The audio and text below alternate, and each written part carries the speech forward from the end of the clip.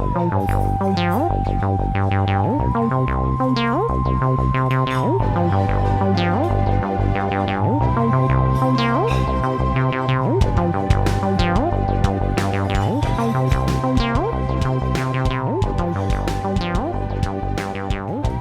right, welcome back to another episode of Cabin in the Clearing.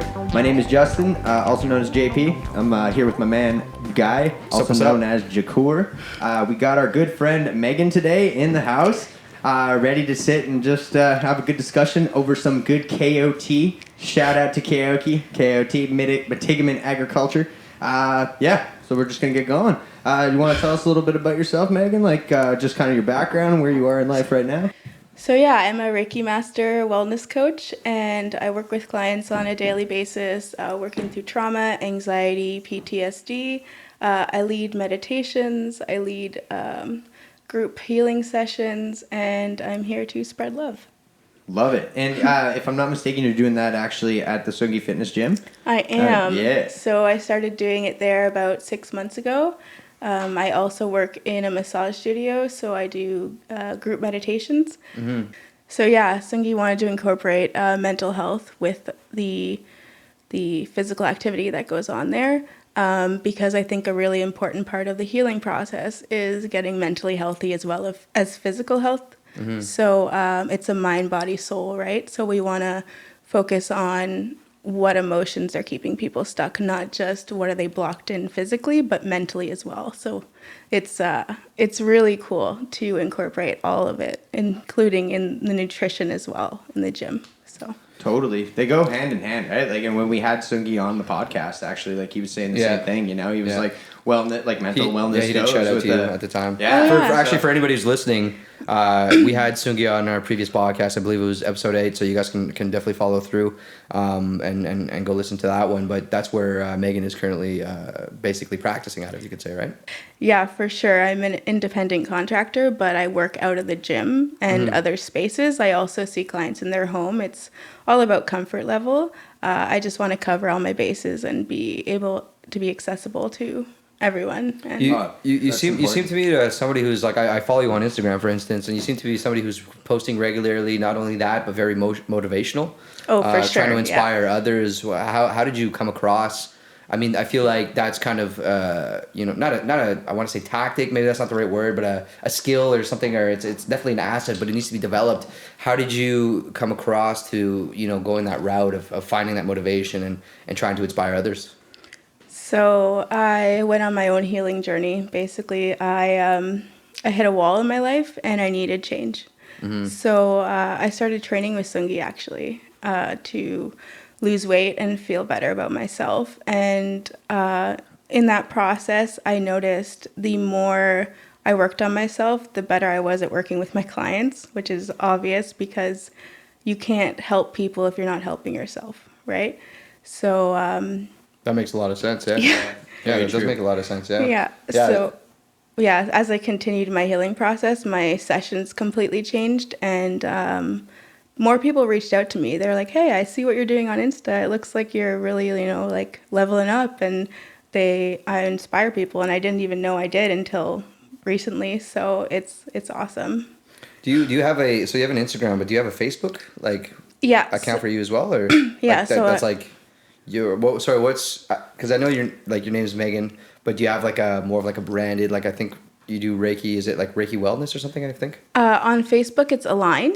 Okay, so that's what it is. You can find my page on Facebook called Align, and that just goes over my services, and people reach out to me on there. Okay. I also post content there as well. Nice. But I'm primarily on Instagram, M Driskell Wellness. It seems to be the one that's very... I see more dominant. People are way more on Instagram than they are on Facebook. Oh, for sure.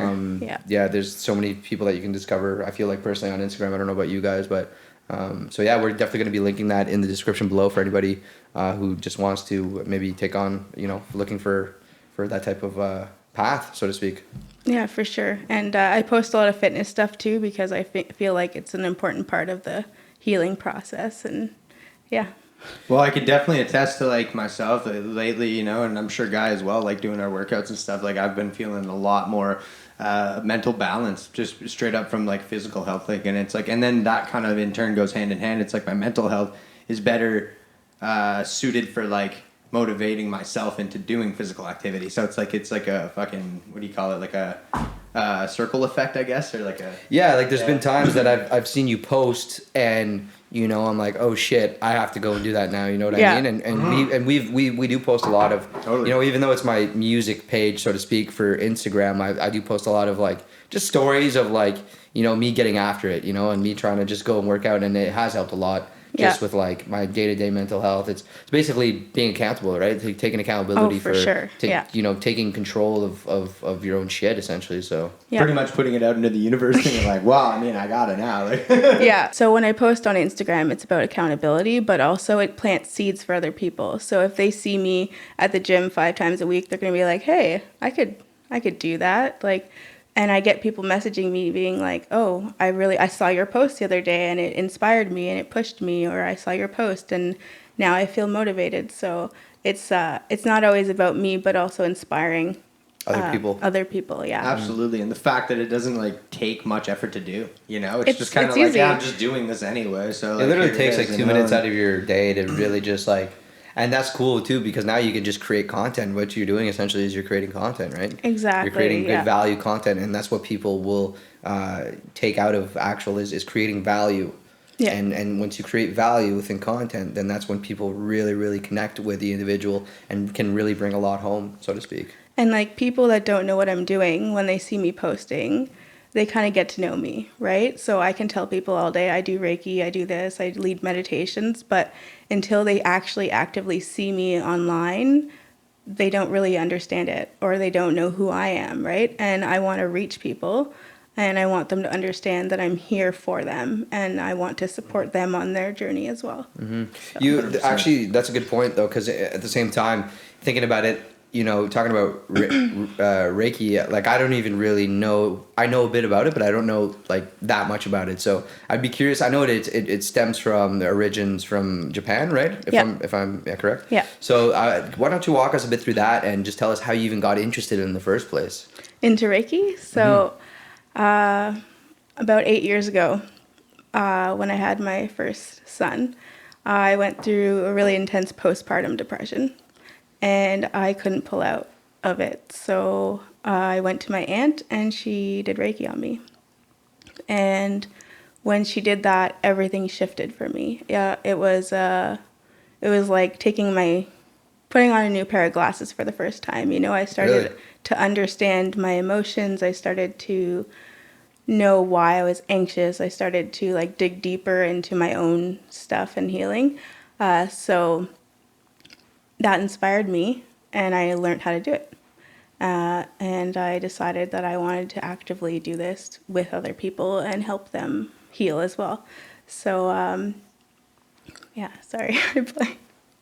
No, it's okay. It's I'm just wondering, does your aunt still do that? Like, if she was the one who got you into it, then she must still be like actively doing it herself, or she runs a online school, the Canadian School of Natural Therapies. So she trains people online and is in person as well to do Reiki, life coaching, all these different things. So yeah, she's still going. She's still active in the community, and it's beautiful to watch her process because she's been doing it for about 40 years. And she inspires me also to continue almost like the legacy of the family. Really? So it's been going on for like a decent amount of time.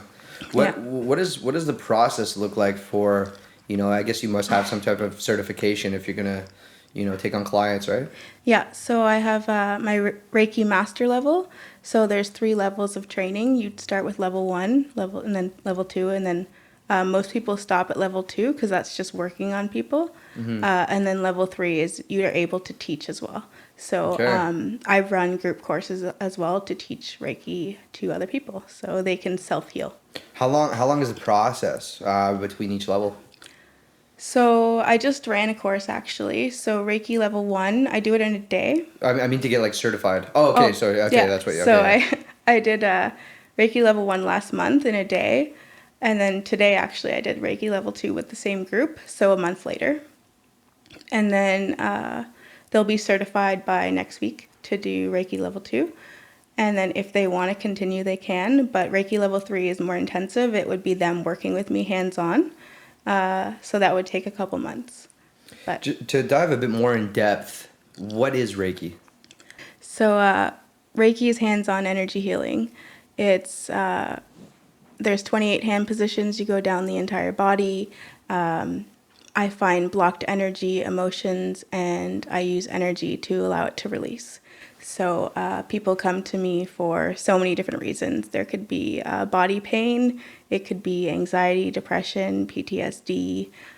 People who want to awaken spiritually. It's really different each session. They're very individual. So yeah, I scan the body with energy. I find blockages and I allow people to release. I also do it intuitively. So as I'm scanning the body, for instance, if I feel a block in the heart chakra, I know that they're holding grief. I know that they've been through, hardship, which we all have. But I allow them a safe space to release. So many people who hold emotion, they don't allow themselves to fully feel because they don't feel safe.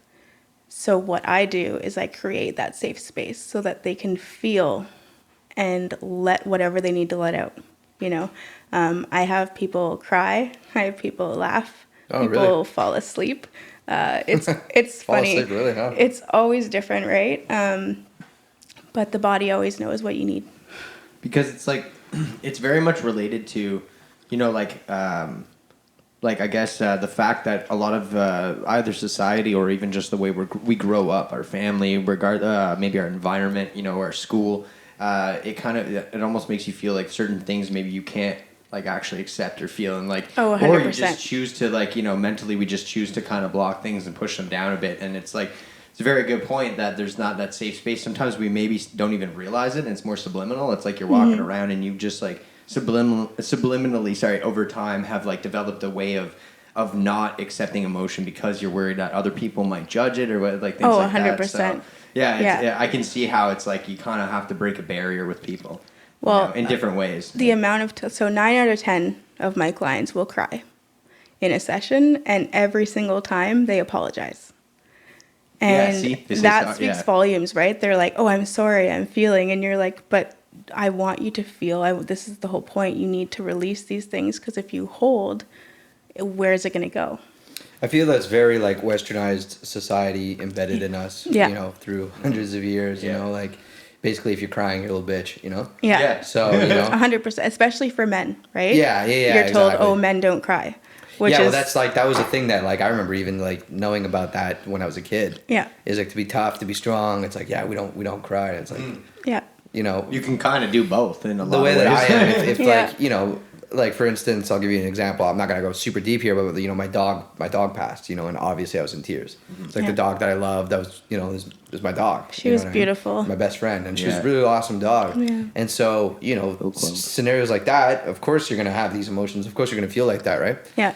As opposed to pain, physical pain. For me, I won't cry if it's physical pain because I'm just get pissed off. Yeah. I get angry if I get physical. If let's say if I'm skateboarding or something and I eat shit and I roll an ankle, I'm not. There's no way I'm gonna cry. It's more of I'm gonna get angry or almost embrace the pain. Energetic. Yeah. So it's interesting to have that kind of comparison. Yeah. But we hold emotional pain in the body, right? So if, let's say, for example, you went through some trauma when you're a child and you don't process that trauma, you hold it in the body, and then your body will start to develop illness. You will have body pain. It will create anxiety. There's always underlying issues that are not being dealt with if you don't feel your emotion. And your body will tell you too. If you are, going nonstop and you feel like you're about to burn out, but you don't stop, your body will shut down on you, right? So your body will tell you when you need to deal with something, and a lot of people will just block the emotion. They'll be like, "Nope, I'm good. Nope, move on." Yeah. Are you a strong believer in psychotherapy? Psychotherapy. Define psychotherapy. Just basically psychology. It's Psychology. Psychotherapy is more in depth. Yeah. I'd say they actually target it could be like drug addiction, or like they do specific things, right? So yeah, basically like psychology. Do you know if, I mean, you don't have to drop names or anything, but you know, have you ever clients that maybe have done that as well, like psychology, like working with psychologists, you mean? Yeah, exactly. Yeah, for sure. And I think that with working with a psychologist and Reiki are like, they're tools, right? So everybody experiences their emotions differently and needs different tools. We are not all the same, and we need different tools to be able to work through our emotion. Some people, talk therapy is great and it works. Some people hate it and it doesn't work, right? That's true. That's so very true. There needs to be alternatives to talk therapy. What Reiki does is it creates a space where people don't really have to talk about their emotion. They can just release without having to talk through. Some people will open up and completely, tell me their whole life, but other people, they sit in silence and they release emotions quietly because that's what they need. So it's just another tool in the toolbox, right? You could almost say it's more of an acceptance-based therapy, like it's a acceptance of emotion-based, like it's more of an introspective sort of like... and yeah, it's really cool because going back to the point of like, again, Sungi's gym and you got, and like Alicia doing that. Shout out Alicia, by the way. It's her birthday today. It is her birthday. Yo, happy birthday. Yeah. I was thinking about it earlier and I didn't want to say it before I forgot. But yeah, with the nutrition side of things, and then it's like, it's cool because you guys are balancing that out. And so everyone who comes in, like exactly like you just said about defining people's individual needs for healing, it's like, someone might have that, more kind of quiet, like acceptance of emotion instead of like therapy talk. But then some people might come in and work out like a little bit, come in and work out like little increments, and it's like and quietly by themselves, and then that's there. And that's why I love that you guys provide that space. And I was telling Sungi that last time too, is that like I like that it's such a broad space of people and variety of, and like everyone's just kind of doing their thing. Because some people probably use that as their therapy as well. Oh, 100%. And then, some people are going there to actually, people are lifting weights regardless, like, or exercising regardless to, like, exercise. Yeah. But it's like some people are probably going there for more, like, therapy needs instead of just, like, I'm just looking to, like, get fit. It is a form of therapy, 100%. You go there needing to release, right? So if you feel all pent up or you feel like, I really need a workout today, it's usually because you have things that you need to let out. Like the amount of times I've cried in the gym. Sorry, Sungi. Oh my God. I feel so bad, but... You okay? Yeah. It's fine. I'm just going to keep going. I'm just going to keep lifting. I'm going to power through it. But it is a form of therapy. 45. Oh, for sure. For sure. Totally. When I work out, I just get into that zone, like, and it's just like, I'm whatever, like I use that anger to kind of like, whether it's just on the bike or like, and like that's how I motivate myself too as well. Yeah. Just like different techniques like that I've kind of developed that work for me. Hype myself up for sure. Yeah. 2 days ago, I was sitting here in the morning. I felt like shit. I was like, I don't know. I wasn't sick. I was just like I just felt like dread and like just a heavy head and like almost like just like a headache. Coffee not quite doing it for you. Yeah, coffee was like, Exactly. dude, I was looking at him, he came down and he's all excited, like explaining some cool shit to me, and I'm like, I was so into it, but I was just like, yeah, man, like, like my eyes were like, but I remember like sitting there for a while and kind of like getting hyped up because you were talking about some cabin stuff and like just, I don't know, just like content stuff we were trying to do and like booking a music video, which is coming out soon, yo. Yeah, we're dropping a music video soon. Yeah, it's going to be sick. Yo, shout out Joey Gaskell. And we got to shout out the homies, man. That's it. And and it was just like, hold on a second, I forgot what I was saying. You were feeling low and then you came in. And then, just based on Guy, kind of like talking about this stuff and like I kind of started to forget how I was feeling and I was like, you know what, let's do a quick 40, like let's fucking go. Quick 40, like, that's good. And I like it was I'd say probably one of the hardest ones that I've done so far. Like it was just like I started lifting shit and I was like, this sucks, man. Like I was like, I fucking hate this. Yo, man, there's some poltergeists in here. It's energy, I'm telling you. It is. It is. Yo, what up, Tony? For real. That's real shit. It was just cool because I started like hating it at first, but then it just over time, it was exactly what you said. I did. Moment. One sit up where I was like, yo, what the fuck? Like I was like, let's go. Wait, didn't you do like a 5-minute plank that day? Oh, that was. You're right. Yeah. You did. I saw That was that. the Yeah. 5 minute plank. Yo, 5 minute my plank. ribs Like, still hurt from that shit. yeah. 5 minute plank is hard, man. I got to a 5 minute plank. I think it was 5 minutes and 10 Man. seconds, and you too. Yeah. You're right. Yeah. I You're hit, right. That I was hit 5 mental minutes shit last right week, there. so I think we need to do a plank off, just saying. Yeah. I knew something like that was gonna happen. I knew it too. I had a feeling. That's hilarious. So yeah, but with the physical activity, I feel like you always hit a wall, and then you have to deal with the emotional side as well. So Oh, yeah. it's like, I totally lost my train of thought. What the fuck? Dude, this is like lighting on fire. Legit, like it's on fire. It's nuts. Like look at that. It was literally burning and smoking. Come on, man. Oh, that's hilarious. Sorry. The light bulb was literally burning. It's literally burning. It's on fire. What did we do? I don't know. We brought in some weird energy, man. Holy fuck. Okay. Yo, that was hilarious. I mean, I can still see. So I feel like in the workout process, you hit a lot of mental barriers and you have to push through them, right? So a good way to do that is mindfulness practices, like having the control over your mind and saying, no, I'm going to do 5 more. No, I'm going to push to the 5 minute plank. And so implementing mindfulness practices as well as the physical is so important.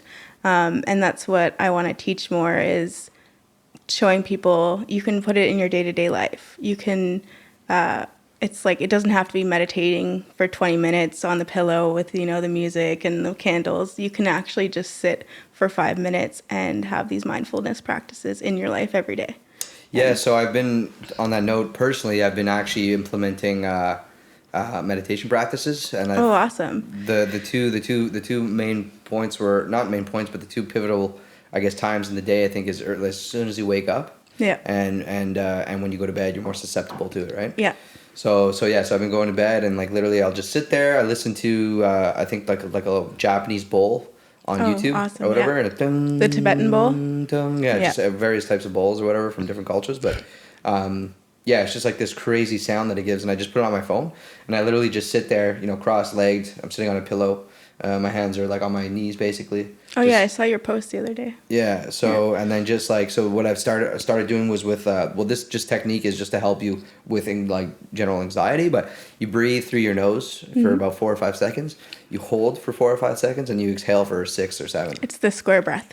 That's what it's called. Yeah, I teach everybody that one. Okay. Yeah. Which is very, very good. Like it's Yeah. a very like it's to the point that like when I lie down, I'll fall asleep like pretty much in like 10 minutes. It's That's insane. awesome. It's crazy. It really helps me out. I to go really to bed. need to do that. Yeah. No, it's really It really works. crazy. And It like works. there's ones where the bowls are on YouTube with water, Yeah. and it's basically like it's the craziest thing. At one point, I felt like I was legitly beside a river. I was starting to smell Yeah. water. I was smelling water. I was smelling just like plants. Yeah.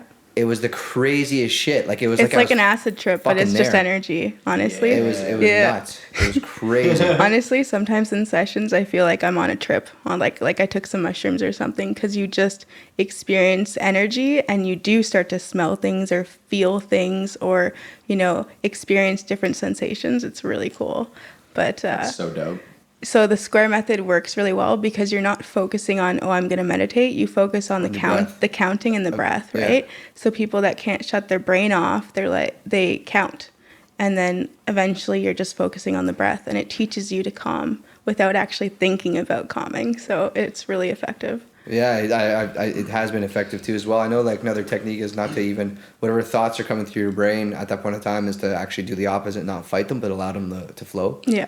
Because eventually they'll actually, the brain itself will just get tired of doing it, and then Yeah. that's when your mind will come to a stillness. Oh yeah. Yeah. And speaking on the topic of just like vibration and energy and all those kind of things is like almost on the opposite end of the breathing technique style thing. Like as far as getting into like a workout or like also training your body to kind of push through and adapt to situations is like the hype that you gave me kind of like while I was planking. Like I was planking, I expected to maybe hit 3 minutes and 30 seconds, and I got to like 4 minutes, and I was like, holy shit. And then I kind of like started to go, and guy's like, all right, go. Like, he's like, you fucking go. Yeah. He's like, bro. And I was like, I have to hit 420 at least. And I was like, ha, ha, ha. You know, like 420. And then like laughing. And then all of a sudden it's 430. And I was like, because I kind of pushed through mentally. And then he's like, all right, bro, you just got 10 seconds more. And then it's 440. And he's like, dude, literally 20 seconds and you're hitting 5 minutes. And I was like, fucking shaking. And I was like, you're right. He was legitimately shaking. You're right. And it was just like one of those, like, my mentality was just like, fuck that shit. I was just like, it's not happening. I was like, I'm not going down until it hits 5. And it's like 5:02 or whatever. But it's fucking awesome. Yeah. It's mental barrier, again, man. it's mental barrier. It's mental barriers that you can kind of like, and again, like, obviously I'm not going to go crazy and push my body to where it's like, I'm going to be sore as fuck, like hitting 6 minutes and then I'm like, you know, in pain for a bunch of days. Like, but it's like, I got to a point where I felt like satisfied with like the limit I reached, you know? Like, Do you have any influences like in your field, or even I guess Sungi and Alicia would be a good example of an influence. As well, for right? sure, yeah. Honestly, I listen to a lot of motivational speakers. I really like Steve Harvey. I like Les Brown, Oprah. I mean, Really? she's fucking awesome. But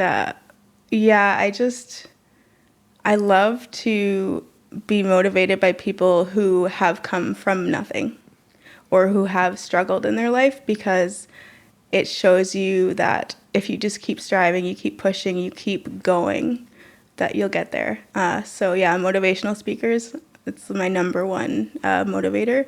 Almost every day I listen to them. Really? Yeah. Going back to the morning routine, your first 20 minutes of your day are the most important, and they set the tone, right? So Really? 100%. Think about it. The first thing you do, think of it that way. the first thing everybody does when they wake up, they look at their phone, right? You're instantly letting other energies in. You're instantly letting influences in. You're looking at a text, you're looking at an email. It's going to bombard your brain. So for me, I try not to look at my phone for at least 20 minutes when I wake up. I do breathing. I'll journal, listen to something motivational, because you're setting the tone for your energy, right? If you look at your phone and you have a text, you're not allowing No, that it's outside funny influence. because I never even considered it or viewed it that way. Yeah. This morning when I woke up, the first thing I did was I was checking my emails and shit. So it's like, and then you're that's probably interesting. stressed. You're like, oh, now I got to do that. Oh, and I'm thinking about this. I personally don't stress. I just see it as like a challenge. You know what I mean? Like, you know, I'm helping out my uncle with his taxes, so to speak. But now know? you're thinking about that instead of yourself. As soon as you wake up. Exactly. Exactly. That I'm completely agreeing with you. It's something I might start implementing myself is to not be glued to the phone. Something I have been doing though when I wake up is I let the light in my eyes right away to help my circadian clock. Oh, that's awesome. Yeah. So it's sunbathing. Yeah, well, just the light and like I'm like opening my eyes to I'm like looking. Give me light. Give me light, Father. But yeah, no, and that's just as my friend Danny Cranston told me about that, and it's just been really helping me. Like I feel like my brain like awakens as soon as I let the light in, so to speak. Not from a religious point of view, and nothing against religion. So. Yeah, that's right. You know what my religion is? Kayo-Tea, bro. Kayo-Tea. I was just wondering, what other tools do you use to like kind of actively develop, I guess, your career in a way? You said a lot of people reach out to you. Yeah. Are there any other kind of tools that you use to help you? So instead of the whole hustling and, forcing myself to work constantly, I align. So I listen to my body, I listen to what it needs, I allow things to flow naturally. So I don't push for clients. If I'm meant to have clients, I have clients. I'm very flowy. I will, self-care is a big one. Self-care and self-love. Making sure I'm prioritizing myself so that I can help people. Because if I'm working all the time and not balancing, it's going to affect my sessions. So I make sure I do things for myself every single day. whether that's sitting by the water and having a coffee for an hour and just being by myself, or, taking a bubble bath at the end of the day with salt so that I can relax, or, putting self-care as a priority is a really big tool that I have to use. So That's really interesting. Yeah, no, I was gonna say actually.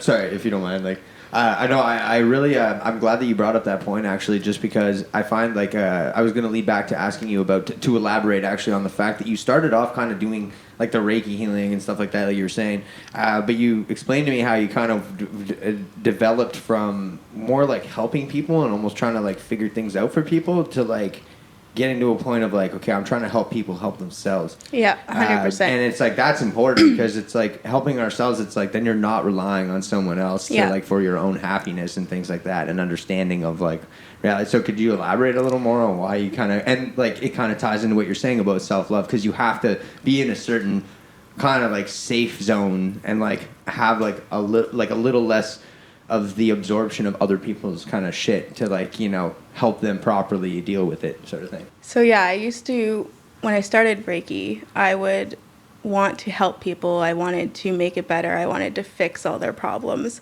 And I quickly realized that I was taking it on. I was taking on too much energy, and I wasn't giving them the tools to self-regulate. So I think something that's really important is knowing how to regulate your own body, knowing how to calm your own anxiety, not having to run to someone else all the time when you have these issues. So I branched out and I started coaching.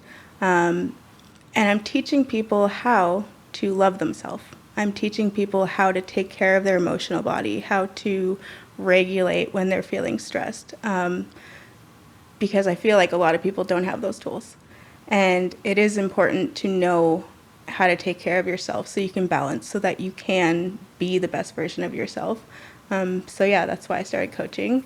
And it's beautiful to watch people evolve and figure things out. So I kind of just come in, I plant seeds, I give them a safe space, I validate them, and then I watch them grow. And it's fucking beautiful, honestly. Like I wouldn't want to do anything else. So you found That's your calling. fucking awesome. You found your calling in that sense, for sure. 100%. It's interesting though too, because if we look at like you're right about how people don't really teach us that, especially if we look at the school system. Westernized school system, especially in Canada. I know that there are some places that have started to teach kids mindfulness and implementing meditation in the morning for kids. I think that is a really, really important thing to do, but I don't think it's implemented enough. Yeah. But I could only imagine that you've implemented some of these kind of lessons to your own kids. So why don't you tell us about that and how it's helped? And I'm sure there's been positive outcomes from it. Oh, yeah. So, from experience growing up without being able to emotionally regulate and not knowing how to, process anything, or being told stop crying, or being told, don't be so active. Kids are told a lot, suppress your feelings without even recognizing it. Like when you look at a kid and you're like, oh, stop crying, you're telling them don't feel your feelings. But they need to feel their feelings. They're trying to express to you and communicate that something's wrong, right? Right. So with my own kids, I've taught them breathing methods. It doesn't really work the same because, kids, they don't want to sit there and do deep breathing. Yeah, they just want to run around. They just want to run around. All that energy that they have, they're little shits. Shits. I love them, but they're You gotta. They're like a lawnmower that just keeps. You just keep filling that thing with gas. It's just gonna run all day. Oh, so for real. You gotta exhaust them on the daily. With my own kids, I implemented affirmations.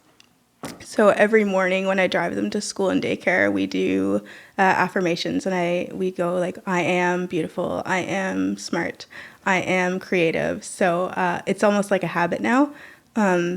They also do I am grateful statements, so I get them Grateful's a really good one, yeah. to set the tone for the day, right? So I want them to go to school and daycare and have that positive energy when they walk in, even if, they have a hard day. So they're setting the tone.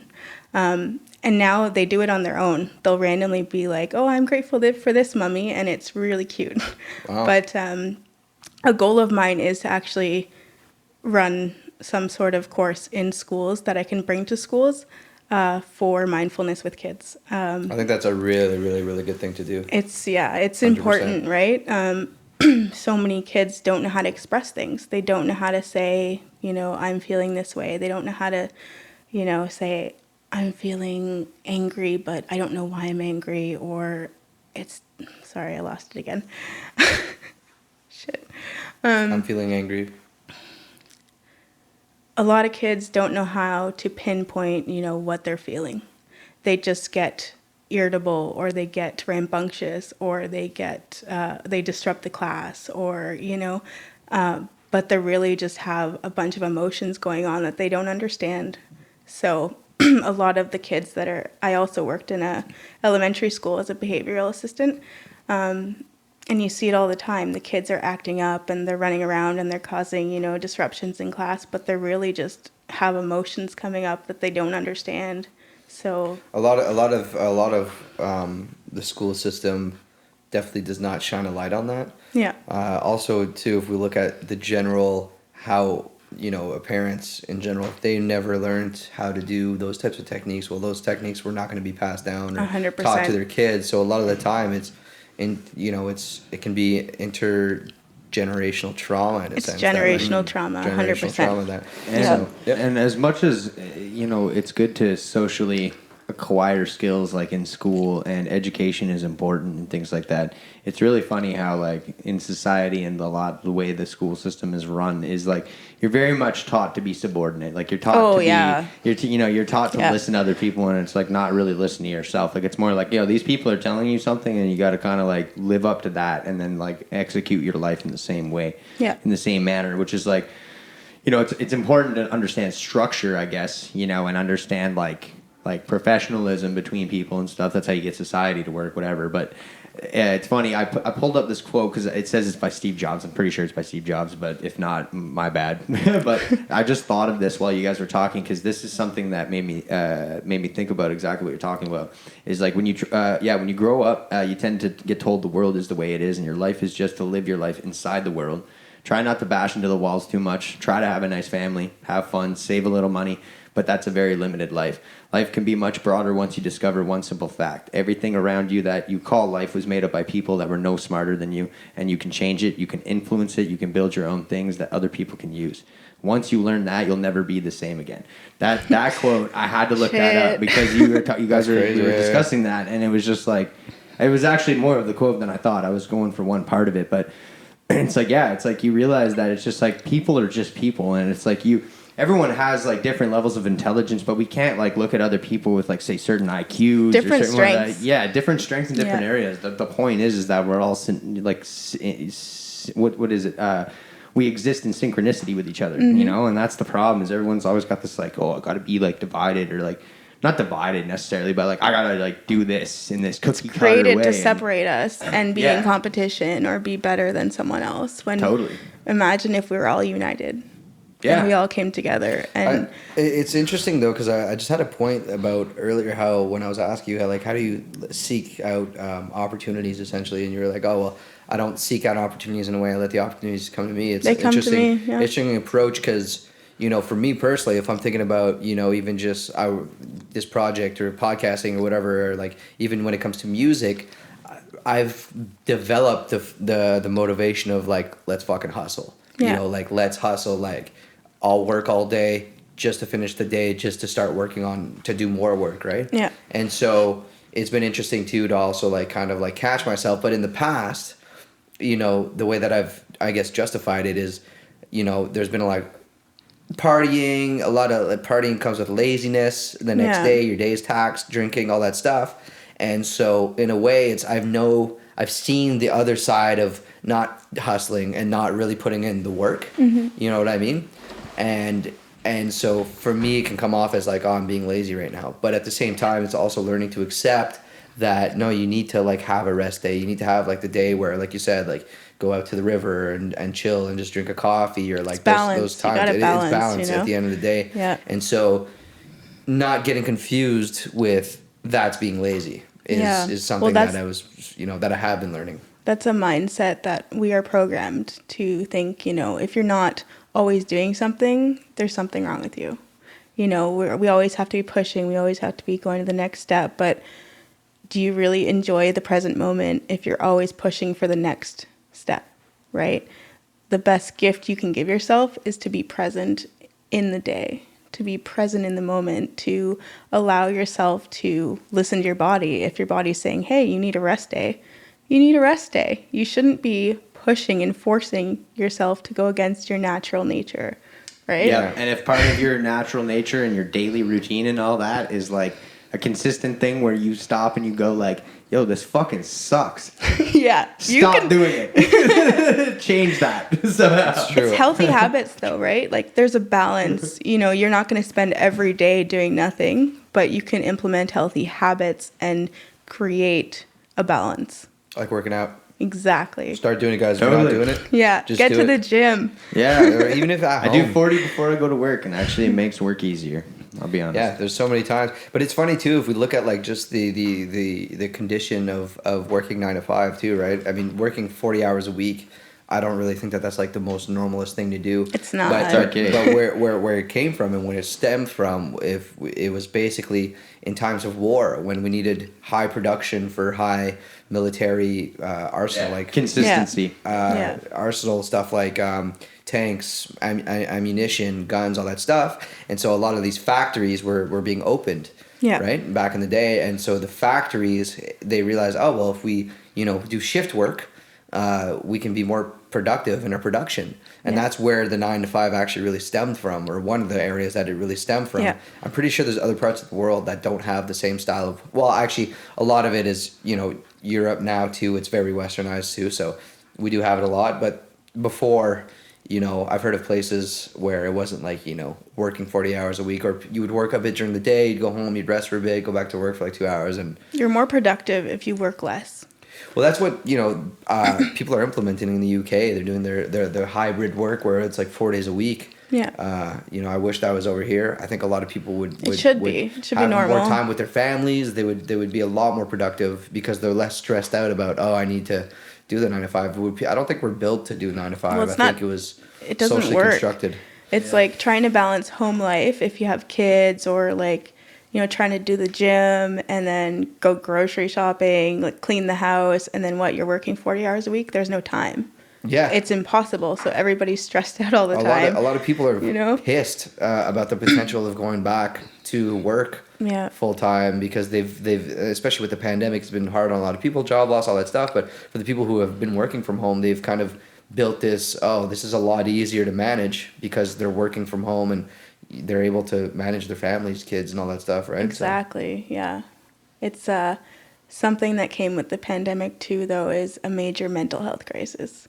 And that's very true. It's not talked about a lot, but the amount of people that are struggling because of the isolation, because of the changes, because of, I have a client who was in the military and he has PTSD, and the pandemic triggered it for him. So he was in regression and was able to manage his PTSD. And as soon as the pandemic hit, he was full back into the fight or flight, right? So for a lot of people, they're not talking about what actually happened to the mental health, and just in girls between 13 and 18, the suicide rate has increased 33%. Yeah, I can imagine for the suicide aspect too. I feel like there's probably people pinned more to social media, right? I've heard more of suicide rates go up too as well. I don't know the statistics on that, but it's a lot. Because especially being in isolation, right? Your life is a lot, and at that age, your life is a lot more fabricated. Like it's like you don't get the outside world as much. You get just this life. To shine a tiny bit of a light personally, like for sure there were some parts of the pandemic that I felt like it was hard, but it wasn't long. It was maybe a month or something like that. But for me, forcing me to be isolated and because I'm very extroverted in a lot of ways in my life where I'd be going out all the time and doing this, it kind of forced me to like look within and like change. Yeah. I think the pandemic personally in a way was probably the best thing that happened to me. And for a lot of people it is like that. They did have to look internally and start to work on themselves, change habits, right? Yeah. All these things, start working out, eating healthier, you know, there's so many things to be Stop done. relying on the man. Yeah. It gives you a lot of time to think when you're isolated. Gives you time to focus on yourself, which a lot of people do not focus on themselves. You know, they're at work, they focus on other people. They're always going. And when you don't have time to stop and think, you don't reflect. No, well, like it is a good point though. If you think about it, I mean, if people are just always going go every day, you know, like you said earlier, like they don't have time to actually sit down and reflect because they're not paying attention to themselves, right? Yeah. And that applies to a lot of, you know, the 40-hour work week at the end of the day. Yeah. It's unfortunate, but it's the reality, you know. It's true. And you're out there like selling your time, you know. I think Yeah. the main thing is, you know, if you want to change society or if you want to implement something, you know, a healthy change, you know, it starts with education, and the education has to be changed, right? For society, for the future generation to change. I do feel like there has been a shift in some way.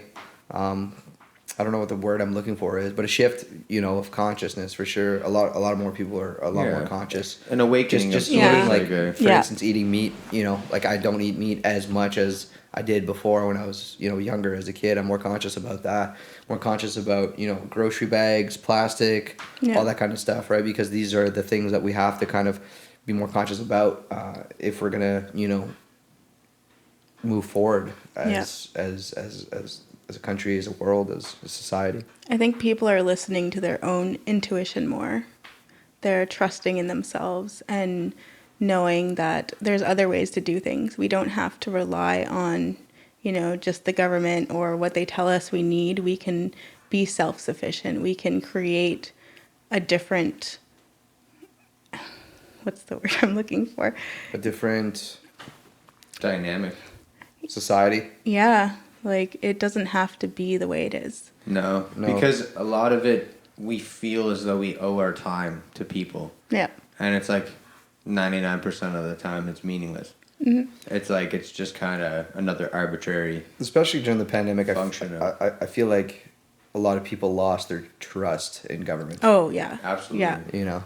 Yeah. And that's the reality. Yeah.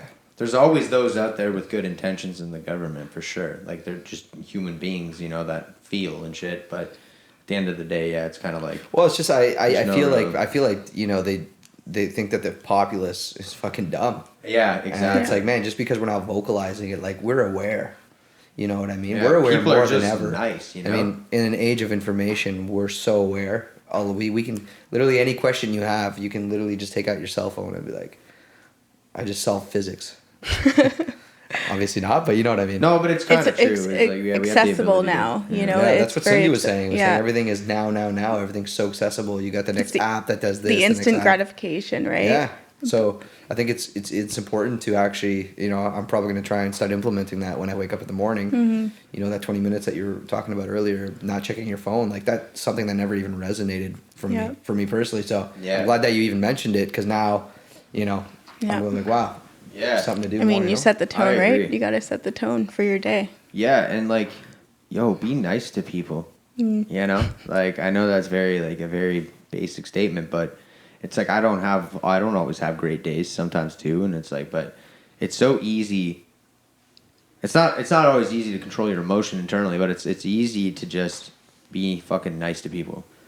You know? Like, and just understand that everyone's got something going on. And Everybody's it's like, got shit going on. Yeah, and it's like, trust me, I deal with people on a daily where there's times where like people are just giving me shit for me being in a position that I have to serve them. Yeah. You know, because based on my job. They're just or whatever. projecting their And feelings, they're right? They're letting it out. That's it. And you know? That's another coming back to learning how to self-regulate. If you don't self-regulate, you're going to project on other people, which causes you to lash out, which causes you to have unhealthy relationships. Or, you know, so like if they walk into your store and they are feeling something but don't understand, they're anxious, they come in, you say one wrong thing and they're like, oh, this is all your fault, like what the fuck are you talking about? They'll like lash out, right? So that's not being able to regulate their own emotion. So, what would self-regulation look like? So it's the mindfulness practices, it's the self-care, self-love. So instead of here's an example. Is it where oh, someone's giving me shit. Is it worth me getting mad at them right now? Oh, or should I see, just kind kind of of like that. Yeah, smile so it keeping off? yourself composed no matter what's going on around you, right? I shit then. Yeah. Because anger is so, like, I grew up as an angry person, you know. Yeah. But over time, I was just like, realized I started laughing at myself whenever I feel or like, you know, sense that I'm getting angry. Like, I kind of like step back and I just laugh at myself. It's like, why am I getting pissed off? This is stupid. If you can't, if you can't control it, you shouldn't stress about it, right? You can identify that, okay, I'm angry right now, but like, why are you angry? There's like probably not a good reason in this very moment that you're angry. Exactly. It's something else that's triggering you, right? So learning how to self-regulate is just about being mindful of your own emotion, being mindful of what your body's telling you, and healthy habits, right? So doing the 20 minutes without the phone in the morning, meditating, taking self-care days, you know, going for a walk every day. These are all healthy habits that contribute to regulating yourself.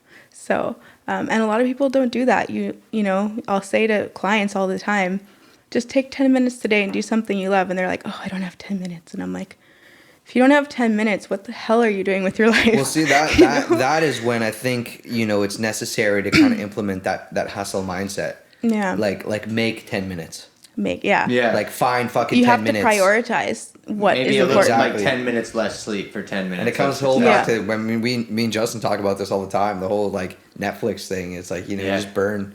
You know, we do it all the time, but I'm saying there could be better things like, you know, reading a book, for instance, like you were saying earlier. You know, like journaling or whatever. You know, like you don't need to crush a season in a whole day. In a whole day. I've done it a lot. I mean, we've all done it. Yeah. Sometimes you got to do it, you know. Honestly, I think it's again about balance. Like it's okay to sit for a whole day and watch Netflix if that's what you feel you need for the day to shut off, right? Right. So it's about balance. You can't do that every day, because then you'll feel depressed. But absolutely. See, it's funny how all these podcasts tie in together. Yeah, and he was just talking about that. Yeah.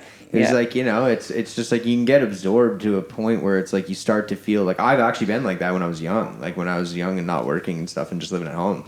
Like I was still in high school and shit. Like it was like I would feel depressed from gaming so much. Yeah. Like I would go out and I'd be like, fuck. Like I didn't shower. Like I you know, I feel like I just like wasted like hours like doing the same mission. Like even though I like enjoy it for the most part, it was just too much every day. But it's just shutting your brain off, right? So you're not connecting to your body. Exactly. It's like, well, that's the thing. See, that's why it sometimes you need it. It can be very you know, negative, because then you're not really focusing on yourself too, right? Exactly. Yeah. So again, balancing all the time. Totally. I mean, I feel like balance. You know, we're like I preach it too, and you know.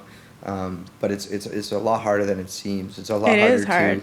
Because not only that the person has to start implementing these better habits to help themselves, they have to trial and error to find what those things are that are going to help you. And a lot of people are scared of the trial and error process, right? Because you're going to fail, you're going to, you know, not know what to do, but you just have to keep going. Like day to day, you just have to keep trying different things that work for you, because something that works for me might not work for you. Exactly. So you have to find, well, what works for me. So like for me, it's meditation and going for a walk. For other people, it's they want to sit down and watch a movie because they never get to watch movies, and that relaxes them, right? Yeah, so that's true. There's always a different... And that's beneficial. Yeah, exactly. So anything can be beneficial if it's done in the right way, like moderation, right? If you're sitting there for 12 hours watching Netflix, you're going to feel like shit. You're going to feel like shit because you haven't moved, your brain is not active, you're shutting down. But now think of it in contrast. Think if you ran for 12 hours? Outside for 12 hours fucking straight. You would all can run for 12 hours, they're fucking I mean, beast. the people that do the Spartan, I'm pretty sure they like the 50K. They do it all day. That's so, crazy, yo. Yeah. That's nuts. It's wild. But again, you'd feel like shit after because that's overexerting your body, you know? Mm-hmm. And just a quick point. This is not something I want to deeply get into. I just wanted to touch on it quick, but it was another line out of a song called "If You Want Love" by NF. Is like a rapper. Oh, I love that song. Yeah, great tune. Yo, shout out to Patchworks, man. They covered it at the show I mixed with them. Oh my god, they did such a good job. It's so good. But yeah, like there's a line in it, and it just rings true for me. Like, you know, based on relationship stuff and whatever, is like, if you want trust, you're gonna have to give some away. And it's like that's I don't know. I've just been like really stewing on that line lately because it's like it's kind of going back to like if you want to succeed, it's like you have to when you're allowing in love, I guess, is like you have to like give trust sometimes, and like that's where I find like I've failed in my relationship, which is fine. It's just a learning experience, but it's like you don't give enough trust away, and it's like because people give it to you, so you got to kind of balance that. But why do you think you didn't trust people? It's a good question. Because I didn't trust myself. There you go. Yeah. It actually that's kind of my point. Yeah, I'm glad that you said that because it's like I didn't trust myself to just kind of be be myself. You can't trust people if you don't trust yourself. You won't. Yeah. Because you set the bar for what you accept. So if you don't trust yourself, you're not going to trust people. If you don't love yourself, you're not going to fully be able to love somebody because you set the bar for what that feels like.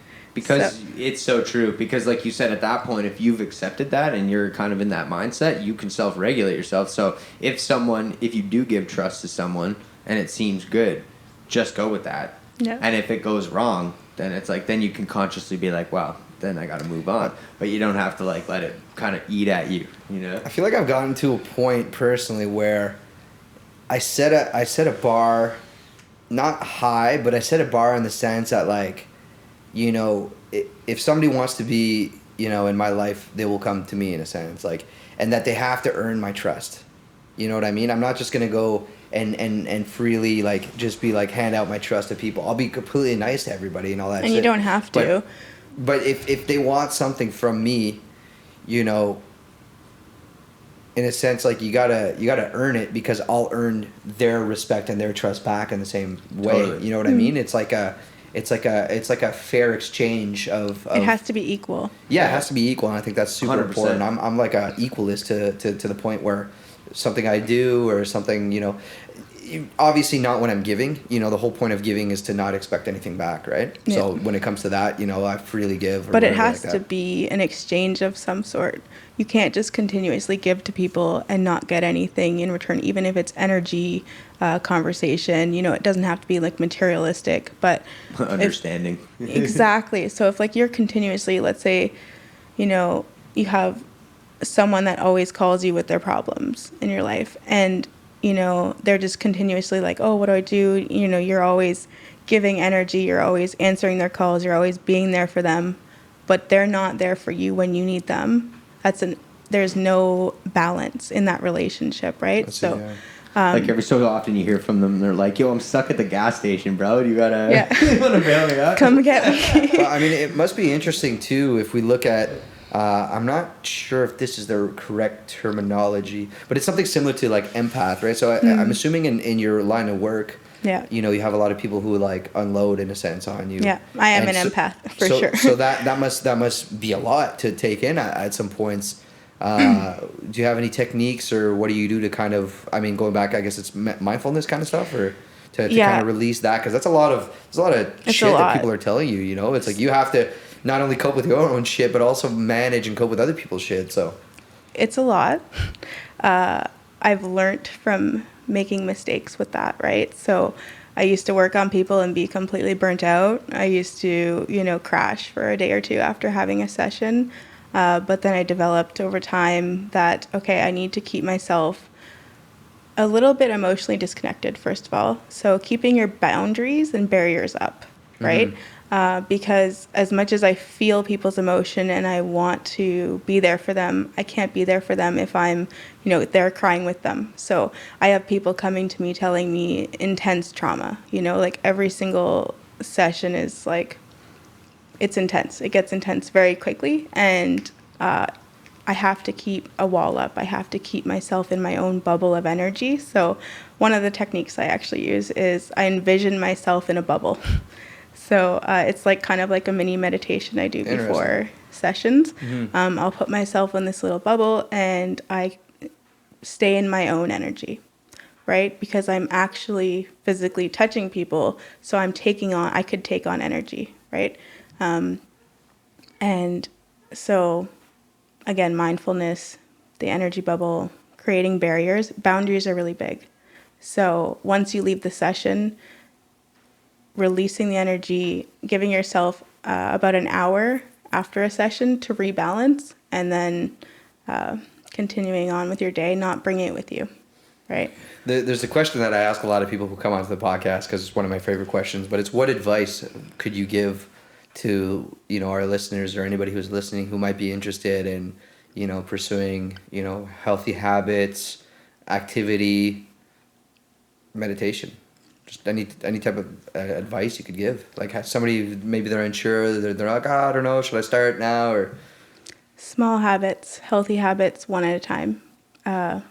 Focusing on the day ahead, not the week ahead, not the month ahead. What can you do today, right? Implementing small, healthy habits. That's all you can do, right? That's good. Look at every bit of consistency too. Yeah, every stepping stone is a success. Like people tend to always look at the end goal as the success, but it's like every stepping stone towards that goal is a success. Yeah, and celebrate the small wins too. That's something I've been actually learning to implement myself.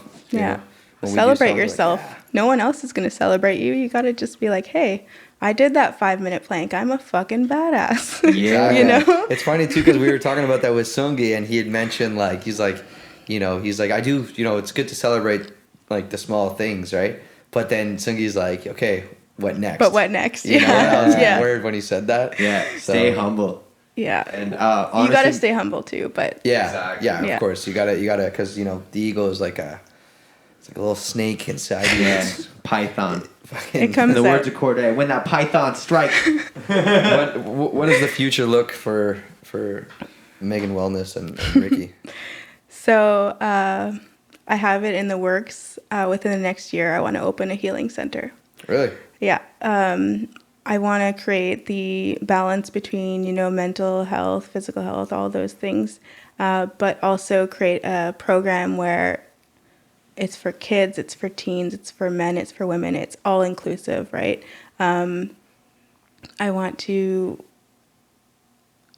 just be able to help as many people as I can.